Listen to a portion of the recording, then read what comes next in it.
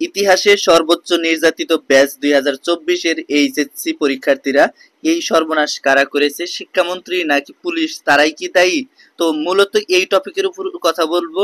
আর octopus প্রসঙ্গে যে মানববন্ধন বা তোমাদের আন্দোলন কিরকম তীব্র হওয়া উচিত সেই প্রসঙ্গেও কথা বলবো। তো মূল টপিকে চলে যাব। যারা এখনো নতুন অবশ্যই চ্যানেলটি সাবস্ক্রাইব করে পাশে দেওয়া বেল আইকনটি বাজিয়ে দাও। যারা ফেসবুক পেজ থেকে দেখতেছো অবশ্যই ফলো দিয়ে লাইক দিবা, কারণ একটি লাইক আমাকে নতুন আপডেট দিতে উৎসাহিত করে। তো এখানে দেখতে পাচ্ছি তোমাদের জন্য তিনটি বিপদ। এক নম্বরে হচ্ছে থানায় রাখা উত্তরপত্র পুড়ে ছাই হয়ে গেছে। অনেকেই প্রশ্ন করছো আদৌ কি বা আসলেই কি পুড়ে ছাই হয়ে গেছে? হ্যাঁ, অবশ্যই পুড়ে ছাই হয়ে গেছে। আর পরবর্তী পরীক্ষার প্রশ্নপত্র পুড়ে যাওয়া, অর্থাৎ পরবর্তী যে পরীক্ষাগুলো নিবে সেগুলোও কিন্তু পুড়ে ছাই হয়ে গেছে। আর তিন নম্বরে যে বিপদ সেটা হচ্ছে পরীক্ষা বা অটো পাসের 100% নোটিশ নাই।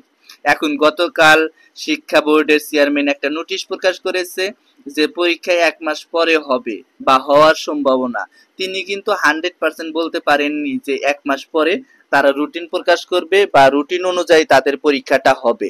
তো এইটা কিন্তু তারা কখনোই বা সঠিকভাবে বলতে পারেননি। তো ইতিহাসে তোমাদের নাম লেখাই উচিত, যেহেতু তোমরা তোমাদের পরীক্ষাগুলো 6 মাস বা 4 মাসে দিচ্ছ। এই যে 4 মাস 5 মাসে পরীক্ষা দিচ্ছ, এটা কিন্তু কোনো ব্যাচের ক্ষেত্রে হয়নি। করোনাকালীন সময়ে এইরকম ছিল না। তারা কিন্তু অটো পাস দিছে, হয় অটো পাস দিছে, না হয় তাড়াতাড়ি বা 3টা 4টা পরীক্ষা নিয়ে তাদের শেষ করে দিয়েছে। কিন্তু এই ধরনের কোনো বিপদ তাদের হয়নি।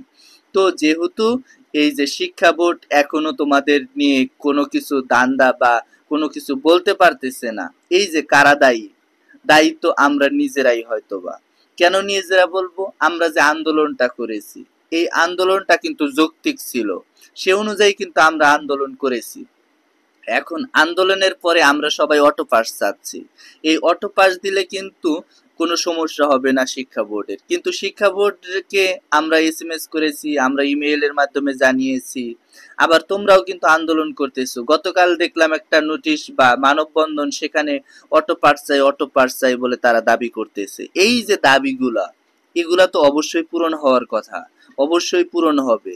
হয় পরীক্ষা দিতে হবে, না হয় অটো পাস দিতে হবে, যে কোনো একটা তাড়াতাড়ি করা উচিত। কারণ সামনে অ্যাডমিশন আছে, অ্যাডমিশন প্রস্তুতি আছে, ভার্সিটি নির্ভর করবে, মেডিকেল নির্ভর করবে, কোনটায় আমি যাব সেটা অবশ্যই আগে থেকে প্রিপারেশন দরকার। এখন শিক্ষার্থীরা তারা আতঙ্কে পড়ে গেছে যে তারা অ্যাডমিশনের প্রিপারেশন নেবে নাকি এক্সাম বা তারা অটো পাস দিবে, কোনটা দিবে এখনো তারা বলে নাই। দেখা যাক সামনে কোন নোটিশ আসে, কোন নোটিশ প্রকাশ করে। তো সবকিছু আমার এই চ্যানেলের মাধ্যমে জানতে পারবা। তো ভালো থাকো, সুস্থ থাকো, সকলের সুস্বাস্থ্য কামনা করছি। ধন্যবাদ সবাইকে।